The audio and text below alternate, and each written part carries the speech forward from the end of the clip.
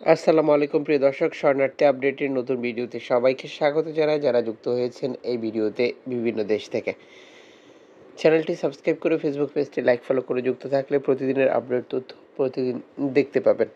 জীবন এবং জীবিকার সন্ধানে আরও উন্নত একটি ভবিষ্যতের আশায় ভিটে মাটি বিক্রি করে ধার দেনা করে সুদের উপরে টাকা নিয়ে বাংলাদেশিদের ইউরোপে আসার যে প্রচেষ্টা তা অব্যাহত রয়েছে। আর এ সময় নৌকাডুবি অভিবাসী মৃত্যু অব্যাহত রয়েছে 2025 সালের প্রথম থেকেই। গত বছরের হিসেব অনুযায়ী এবছর এই ঘটনাগুলো বৃদ্ধি পেয়েছে। সর্বশেষ লিবিয়ার বিভিন্ন দৈনিকের তথ্য মতে ত্রিপোলির যেটা সামনে গিয়ে 34 জন শরণার্থী একটি নৌকা ভেঙে গেছে। নৌকাটি ইতালির উদ্দেশ্যে রওনা করেছিল।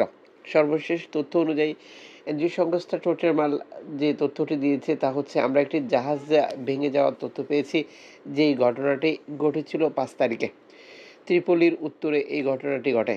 সন্ধ্যার সময় ঘটনাটি ঘটে, তখন অভিবাসীর সংখ্যা ছিল 37 জন, কিন্তু একই রাতে নৌকাটি ভেঙে যায়। মানে এই নৌকাটি ত্রিপোলি থেকে সন্ধ্যায় ছেয়ে আসে ইতালির উদ্দেশ্যে, কিন্তু কিছুদিন আসার পরই নৌকাটি ভেঙে যায় এবং এই ভেঙে যাওয়ার ফলাফল হচ্ছে মাত্র 3 জন মানুষের জীবিত উদ্ধার হয়েছে। অনেকেরই খবর নেই। বাকি লোকজনের মৃত্যু নিশ্চিত করেছে বিভিন্ন মাধ্যম থেকে। যেহেতু তাদের উদ্ধার এবং তাদের অবস্থান এখন পর্যন্ত শনাক্ত করা যায়নি। চলতি বছর এটি আরও একটি বড় দুর্ঘটনা।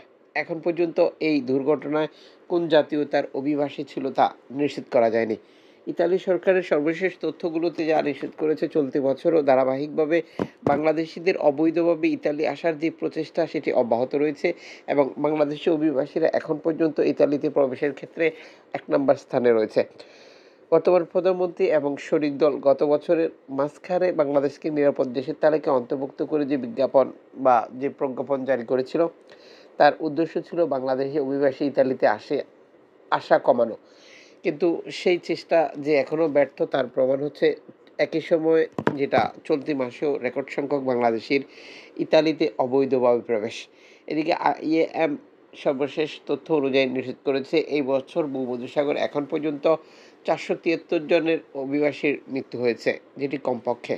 এই পরিসংখ্যান আরও বৃদ্ধি পাবে। 2025 সালে ভূমধ্যসাগরের পথে কমপক্ষে এই অভিবাসী মৃত্যুর পরিসংখ্যানে দেখানো হয়েছে ভূমধ্যসাগরে 294 জন, পশ্চিম ভূমধ্যসাগরে 122 জন, পূর্ব ভূমধ্যসাগরে 57 জন।